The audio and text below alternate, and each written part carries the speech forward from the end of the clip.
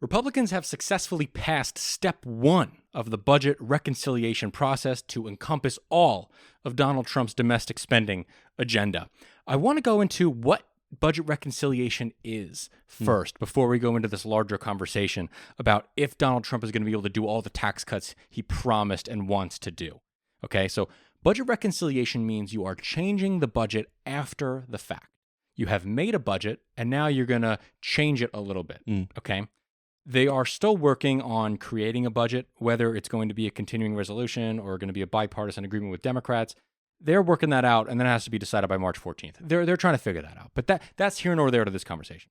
What's important to understand about budget reconciliation is that it is not affected by the filibuster. Okay? In the Senate, you need 60 votes to stop debate on a subject before you can vote on it. In a budget reconciliation vote, you do not need 60 votes to stop debate. You only need 50 to pass the bill, period. Okay. Now, this is why so many of the things that we think about as being monumental in American politics in recent years, whether it be the American Rescue Plan Act, the Inflation Reduction Act, the George W. Bush tax cuts, all reconciliation. Trump's tax cuts, all reconciliation. Trump tried to get rid of Obamacare through budget reconciliation in his first term. Okay. Now, in order to do this, there are some steps. First, you have to make a budget resolution passed. The Republicans have just done that in the House. Now, second step, the Senate and the House Republicans have to agree on the exact same budget resolution. Now, in this budget resolution, which will be a long process for them to figure out and iron out those differences, but in this budget resolution, okay, they cannot, once the resolution is passed and they want to go through a reconciliation process, now they're going to make up a bill. They're going to make up a bill. They cannot deviate from the resolution in any way whatsoever. If the resolution says that we're cutting taxes by $4.5 trillion, your bill must cut taxes by $4.5 trillion. So it's like the budget resolution kind of sets the guardrails. It sets the rules that the budget reconciliation has to follow. That is exactly right. Yeah. And so now the Republicans have to go through this in order to complete their agenda. Okay.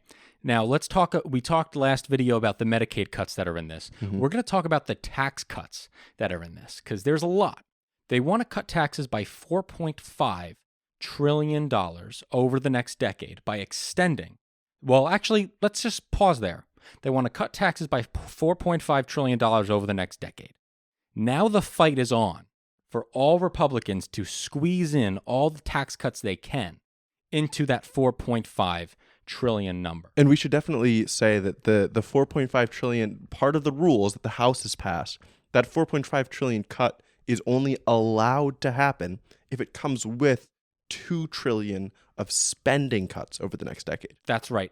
These tax cuts cannot happen unless they also couple it with $2 trillion worth of cuts. Yeah, so those are kind of the two sides of the spectrum that now the Senate is going to decide where do they want it to land, right, as far as where they turn those dials. And we'll make a whole other video probably about what the Senate is thinking later on. But I want to go into specifically what tax cuts can they realistically fit in to this $4.5 trillion guardrail that they've built for themselves. Okay, the Congressional Budget Office released an estimate for how much it would cost to extend the Tax Cuts and Jobs Act permanently. $4.6 trillion over the next 10 years. But wait a second, that's more than 4.5. Exactly. Which means that Republicans either have to change the rules on how they implement CBO scoring. Now, this gets weedy, but this is important. Yes. The Congressional Budget Office says it costs $4.6 trillion. Well, $600 billion of that is debt service on the rest of the money taken out of the $4 trillion that's taken out. Yeah. So $4 trillion, Republicans can argue, and the Senate parliamentarian can rule. Only the $4 trillion is actually what we're looking at, and we still have $500 billion left for tax cuts that we want to do. Now, this gets weedy because you don't really want to conflict with the CBO too much. Yeah. Because the CBO is the law in the budget reconciliation process. That is the really important point here. Like there has to be someone who says what fits into these numbers, like who assesses how the spending cuts and the tax cuts, the projections, how they're fitting into these guardrails that the Congress people are putting on. And the CBO is the law. For the reconciliation, CBO is the law, period. Mm-hmm. Republicans are already saying the CBO is partisan, it's bull. They always say that Republicans are going to, explode the debt. They always say that, and they're already pushing back against the way things are scored at the CBO. Mm-hmm. That's noise, guys. They don't get a say. There's no way out. There's no way out. Okay. This is what it is. Okay. You can't get away from it. So, this at best case scenario, they have $500 billion left. Best case scenario, okay?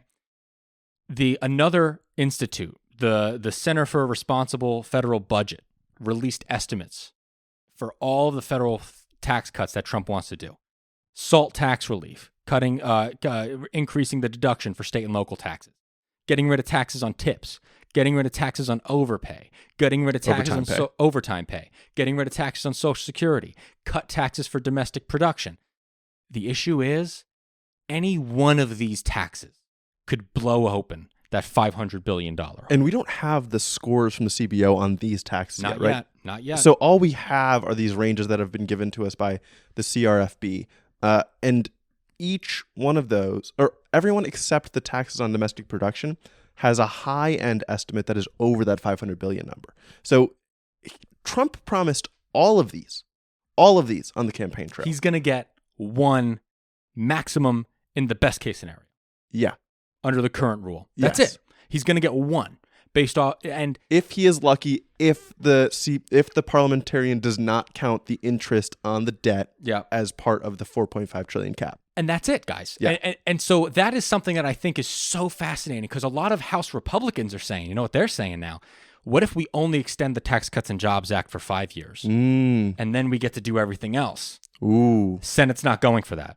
John Thune has already written a formal letter to Donald Trump saying we will not do anything that is not making permanent the tax cuts and jobs. So it seems like we're still like we're in a very up in the air moment right now, because there's still some distance between the Senate and the House. We are very, very far away. Yeah, which is, I mean, it's scary, but it's also really interesting to see where this is going to land. And it's it's interesting how Trump is going to react to this, because Trump doesn't like not getting his way. Exactly. And so it's really going to be interesting when every single thing that he ran on is going to fall apart. Yeah, well, I wonder if the Senate says, instead of that 4.5 trillion guardrail, this is what you were saying, what if they send it to 9 trillion? Yeah, what then if it the goes Senate back to the just did House? 11? Yeah, it goes back to the House, and they're like, fine, 7 trillion. And then you can get something. But then again, I think you start losing guys like Tim Burchett in the House, and you start losing guys. You lose the hardliners who are actually worried about the debt. Yeah, you lose the Chip Roys. You're going to lose. Well, you already lost Thomas Massie, but you can only lose 2 more. Mm-hmm. You can only lose 2 more after April. Yeah, you can only lose 2. Yep. And I think that the Republicans are still, they got a win last night by passing that budget resolution, but it only gets harder from here. This is the very beginning, guys, and I see no way out. Yeah.